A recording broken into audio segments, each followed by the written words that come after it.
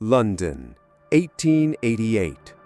The streets of Whitechapel are shrouded in fog, dimly lit by gas lamps, and filled with the cries of poverty, crime, and despair. But among the darkness lurked something far more terrifying. A killer who struck without warning, mutilated his victims with surgical precision, and vanished into the night. He became known by a name that would echo through history: Jack the Ripper. A murderer who taunted the police, shocked the press, and left behind one of the greatest mysteries of all time. Tonight, we revisit the chilling case of the man who was never caught. To understand Jack the Ripper, we must first understand the world he terrorized. Whitechapel, in London's East End, was a slum overflowing with poverty, disease, and crime. The area was home to thousands of working-class families, immigrants, and women who often turned to prostitution just to survive. It was a place where life was cheap, and death was never far away. And in the fall of 1888, death came in a form no one could have imagined. On the morning of August 31st, 1888, the body of Mary Ann Nichols, known as Polly, was discovered on Bucks Row. Her throat had been slashed twice and her abdomen ripped open. The brutality of the attack shocked investigators. This was not a robbery, nor an act of drunken rage. It was something far more sinister. Just over a week later, on September 8, 1888, another woman, Annie Chapman, was found murdered in a backyard on Hanbury Street. Her body had been mutilated even more severely, with organs removed. By now, panic spread through Whitechapel. The press warned of a monster on the loose, and the legend of Jack the Ripper began to take shape. On the night of September 30th, 1888, the killer struck twice in what became known as the double event. The first victim was Elizabeth Stride, found in Dutfield's yard. Her throat had been slashed, but her body was not mutilated, leading some to believe the killer had been interrupted. But less than an hour later, the body of Catherine Eddowes was discovered in Mitre Square.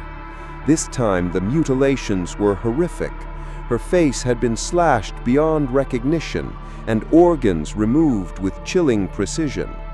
Police now knew they were dealing with a serial killer unlike they had ever seen. The last canonical victim, Mary Jane Kelly, was murdered on November 9, 1888, inside her own room at Miller's Court. Her body was mutilated in ways so gruesome that many detectives could barely stomach the scene. Her death marked the end of the Ripper's known killings, and just like that, the murders stopped. During the murders, both the police and newspapers began receiving letters supposedly from the killer himself. The most famous was signed Jack the Ripper. Another, known as the From Hell letter, arrived with half of a human kidney, said to belong to Catherine Eddowes. But were these letters genuine, or were they hoaxes created by journalists eager to sell more papers? To this day, experts remain divided.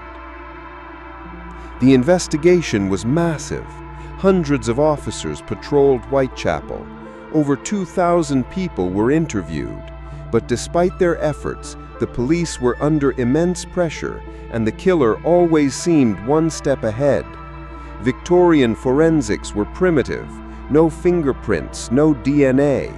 Detectives relied on eyewitness accounts and crude sketches, but they could never catch the killer in the act. Over the years, dozens of suspects have been named. Some believe the killer was Montague John Druitt, a barrister and teacher who committed suicide shortly after the murders. Others suggest Aaron Kosminski, a Polish immigrant and barber whose mental illness and proximity to Whitechapel made him suspicious. There are even theories that the killer was Sir William Gull, physician to Queen Victoria, fueling royal conspiracy theories. One of the strangest suspects was the painter Walter Sickert, accused more than a century later by author Patricia Cornwell. Yet despite endless speculation, no theory has ever been proven. Jack the Ripper remains one of history's greatest unsolved mysteries. Was he a surgeon, a butcher, a member of the aristocracy, or was he simply an anonymous predator who slipped back into the shadows of Whitechapel, never to kill again? More than 130 years later, the murders still capture the imagination. Movies, books, documentaries, even DNA research, yet the true identity of the Ripper is still unknown. And perhaps that's what keeps the story alive, because Jack the Ripper is more than just a killer. He is a symbol of fear, mystery, and the terrifying darkness that lurks within humanity.